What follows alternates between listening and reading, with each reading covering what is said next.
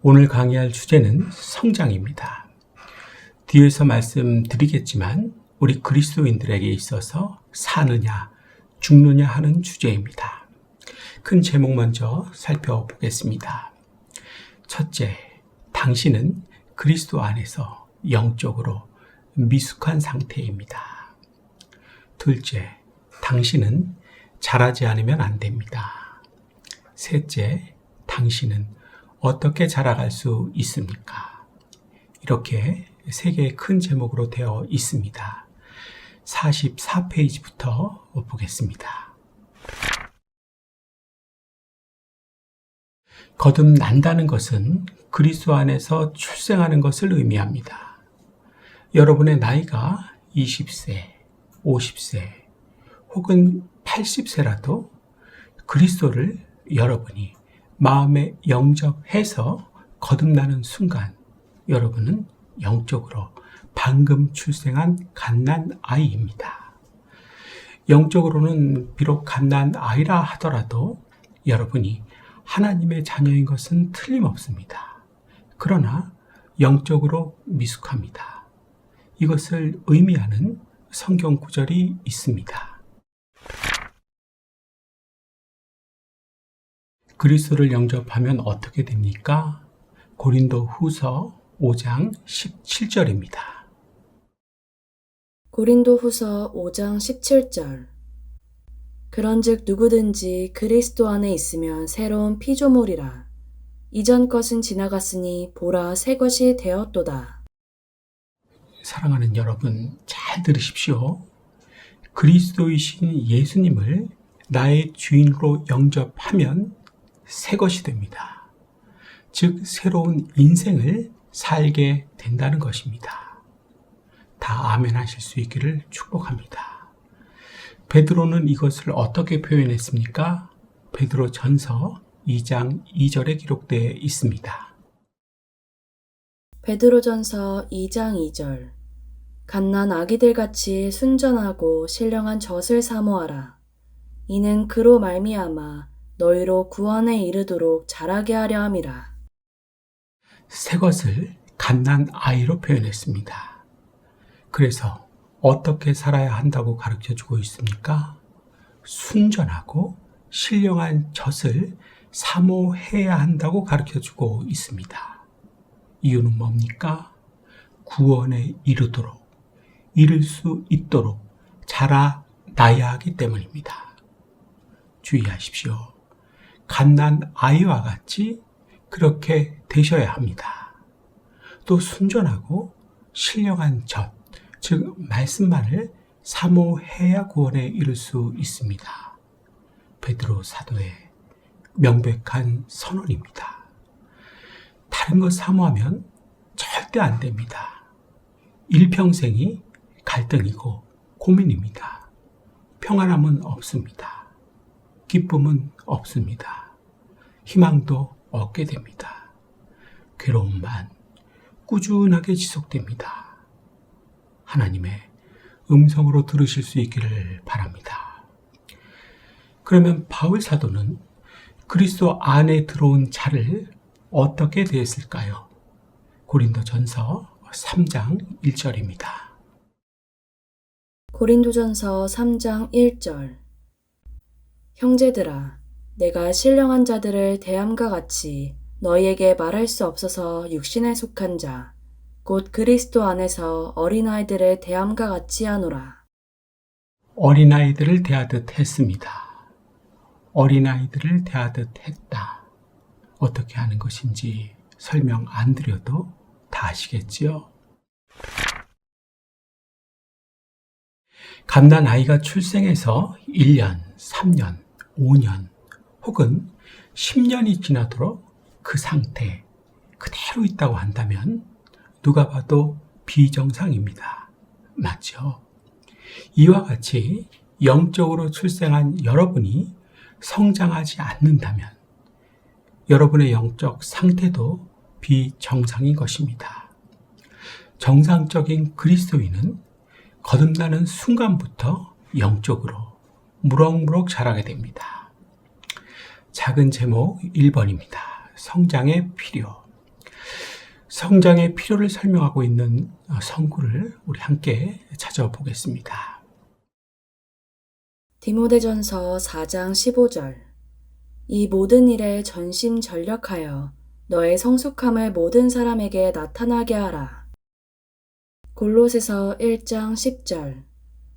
주께 합당하게 행하여 범사에 기쁘시게 하고 모든 선한 일에 열매를 맺게 하시며 하나님을 아는 것에 자라게 하시고.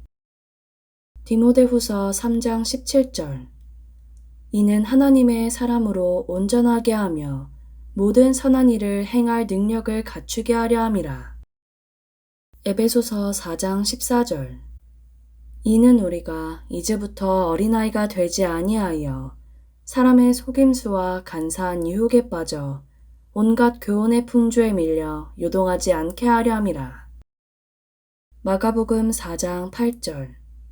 더러는 좋은 땅에 떨어짐에 자라 무성하여 결실하였으니 30배나 60배나 100배가 되었느니라 하시고. 이 말씀들 한눈에 보이게 일목요연하게 정리해 볼까요? 성장의 필요, 디모데전서 4장 15절. 성숙함을 모든 사람에게 나타나야 하기에, 이렇기 때문에 성장이 필요한 것입니다. 골로새서 1장 10절. 주께 합당하게 행하여 하나님을 알아가야 하기에. 디모데후서 3장 17절. 온전해져서 선한 일을 행할 능력을 갖춰야 하기에. 에베소서 4장 14절. 유혹에 빠져서 요동하지 않아야 하기에. 마지막 마가복음 4장 8절. 결실이 있어야 하기에. 이래서 성장이 필요한 것입니다. 작은 소 제목 2번입니다. 성장의 표준. 그렇다고 한다면 성장의 표준은 어떻게 잡아야 할까요?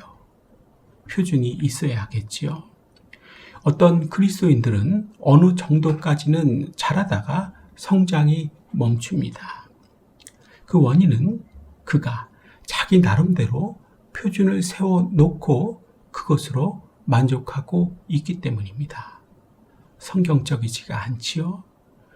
마태복음 5장 48절에는 그러므로 하늘에 계신 너희 아버지의 온전하신가 같이 너희도 온전하라고 기록되어 있습니다. 성장의 표준을 이해시켜주는 성구들 함께 쭉 찾아보겠습니다. 빌립보서 3장 12절. 내가 이미 얻었다함도 아니요 온전히 이루었다함도 아니라 오직 내가 그리스도 예수께 잡힌 바 된 그것을 잡으려고 달려가노라. 베드로후서 1장 5절에서 7절. 그러므로 너희가 더욱 힘써 너희 믿음의 덕을, 덕의 지식을, 지식의 절제를, 절제의 인내를, 인내의 경건을, 경건의 형제 우애를, 형제 우애의 사랑을 더하라. 에베소서 4장 13절. 우리가 다 하나님의 아들을 믿는 것과 아는 일에 하나가 되어 온전한 사람을 이루어 그리스도의 장성한 분량이 충만한 데까지 이르리니. 성장의 표준, 빌립보서 3장 12절. 잡으려고 달려가노라입니다. 베드로후서 1장 5절로부터 7절. 더욱 힘써입니다. 마지막 에베소서 4장 13절. 그리스도의 장성한 분량이 충만한 데까지 이르러입니다. 즉 종합해 보면 하나님을 기쁘시게 하고 또한 이웃을 도울 수 있기까지 계속해서 멈추지 말고 계속 자라나야 합니다. 이걸 성장의 표준으로 잡아야 하는 것입니다. 갓난아이가 출생하면 무엇으로 양육이 됩니까?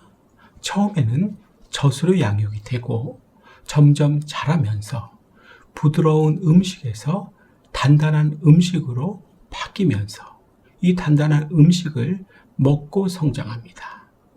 맞죠? 이와 같이 영적으로 갓 태어난 여러분은 부드러운 영의 양식을 먹으며 순종함으로써 자랄 수 있습니다. 작은 소제목 1번. 영의 양식은 무엇입니까? 가르쳐주고 있는 성구들 보겠습니다. 마태복음 4장 4절. 예수께서 대답하여 이르시되 기록되었으되 사람이 떡으로만 살 것이 아니요 하나님의 입으로부터 나오는 모든 말씀으로 살 것이라 하였느니라 하시니. 요한복음 6장 27절. 썩을 양식을 위하여 일하지 말고 영생하도록 있는 양식을 위하여 하라. 이 양식은 인자가 너희에게 주리니 인자는 아버지 하나님께서 인치신 자니라. 디모데후서 3장 16절에서 17절. 모든 성경은 하나님의 감동으로 된 것으로 교훈과 책망과 바르게 함과 의로 교육하기에 유익하니 이는 하나님의 사람으로 온전하게 하며 모든 선한 일을 행할 능력을 갖추게 하려 함이라. 영의 양식이란 무엇입니까? 영의 양식. 마태복음 4장 4절 말씀, 요한복음 6장 27절 영생하도록 있는 양식, 디모데후서 3장 16절로부터 17절 모든 성경. 그러니까 영의 양식이란 영생할 수 있도록, 즉 받은 구원을 이루어갈 수 있도록 주시는 기록된 말씀인 성경과 선포되어지는 말씀인 설교입니다. 작은 소제목 2번. 당신은 성경을 매일의 양식으로 삼아야 합니다. 그렇다고 한다면 질문이 생기게 되겠죠. 왜 성경을 매일매일의 양식으로 삼아야 할까요? 우리처럼 가끔 읽으면 안 될까요? 다음에 성구들 함께 보겠습니다. 베드로전서 2장 2절. 갓난 아기들같이 순전하고 신령한 젖을 사모하라. 이는 그로 말미암아 너희로 구원에 이르도록 자라게 하려 함이라. 디모데전서 4장 6절. 내가 이것으로 형제를 깨우치면 그리스도 예수의 좋은 일꾼이 되어 믿음의 말씀과 내가 따르는 좋은 교훈으로 양육을 받으리라. 디모데전서 4장 12절에서 13절. 누구든지 내 연소함을 업신여기지 못하게 하고 오직 말과 행실과 사랑과 믿음과 정절에 있어서 믿는 자에게 본이 되어 내가 이를 때까지 읽는 것과 권하는 것과 가르치는 것에 전념하라. 이 성구들 하나하나 살펴보면 성경이란 베드로전서 2장 2절 순전하고 신령한 젖, 구원에 이르도록 자라게 하는 것입니다. 디모데전서 4장 6절 믿음의 말씀, 즉 믿음을 형성하고 강화시키는 살아있는 말씀입니다. 또 좋은 교훈, 즉 정통신앙의 가르침입니다. 마지막 디모데전서 4장 12절 13절 우리가 꼭 반드시 전념해야 하는 것입니다. 이제 지침서의 내용들도 한번 살펴보겠습니다. 교육 목적. 그리스도인의 생활은 성장을 통해서 드러납니다. 그래서 교육 목적은 그 성장을 위한 생활을 유도하는 데 있습니다. 교육 방법, 사람의 탄생, 성장과 관련해서 설명해 줍니다. 그러나 육신은 어느 정도 성장하면 중단되지만 영혼은 예수님을 닮아가기 위해서 계속해서 자라가야 합니다. 강조점. 성장이 절대적으로 필요한 것을 강조합니다. 예화. 어느 가정이 3대 독자를 얻었습니다. 온 동네 사람이 기뻐하고 그 집은 큰 잔치를 벌였습니다. 그러나 돌이 지나가도 아이는 자라지 않아서 늘 그만이라는 별명이 생겼습니다. 5년이 지나도 10년이 지나도 그만이는 늘 그만이었습니다. 부모의 마음은 차라리 태어나지 않았으면 하는 심정이었습니다. 아이가 건강하게 자라려면 어떻게 해야 합니까? 잘 먹어야 건강합니다. 따라서 우리는 주신 말씀을 잘 먹어야 합니다. 지침서의 내용들도 참 좋죠? 숙제는 오늘 함께 읽은 성경 말씀들, 성구들이죠. 좀 많은데요. 2번씩만 써 보시는 것입니다. 이제 마쳐야 할 시간입니다. 사랑하는 여러분, 우리는 모두 그리스도를 영접하는 순간 하나님의 자녀로 거듭난 새로운 피조물이 되었습니다. 그러나 이것은 끝이 아니라 시작입니다. 육신의 아기가 태어난 뒤에 자라지 않는다면 그 생명은 머지않아 쇠약해지고 마침내는 죽고 맙니다. 영적인 삶도 정확하게 마찬가지입니다.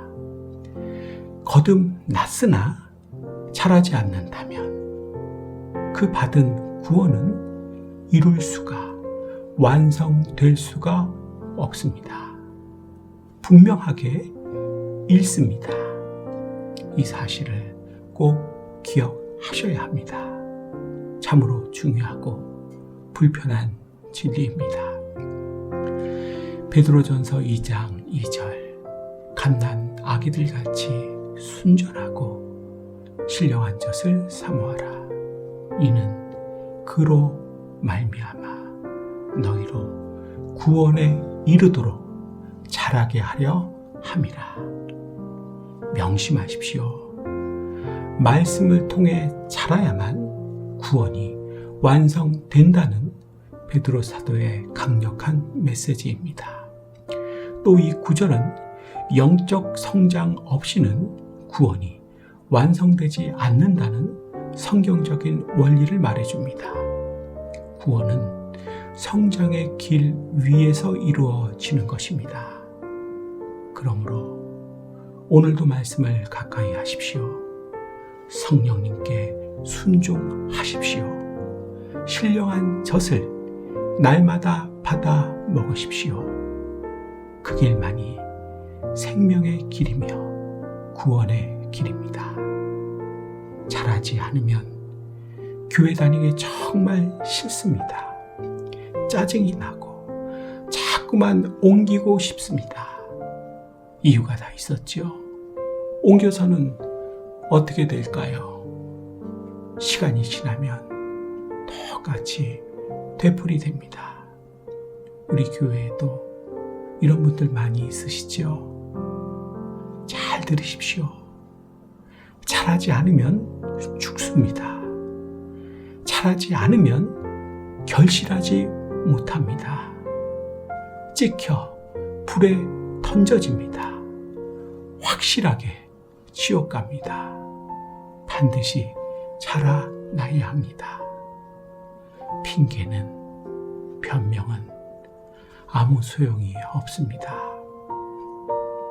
오늘은 여기까지 하겠습니다. 잘 들어주셔서 감사합니다.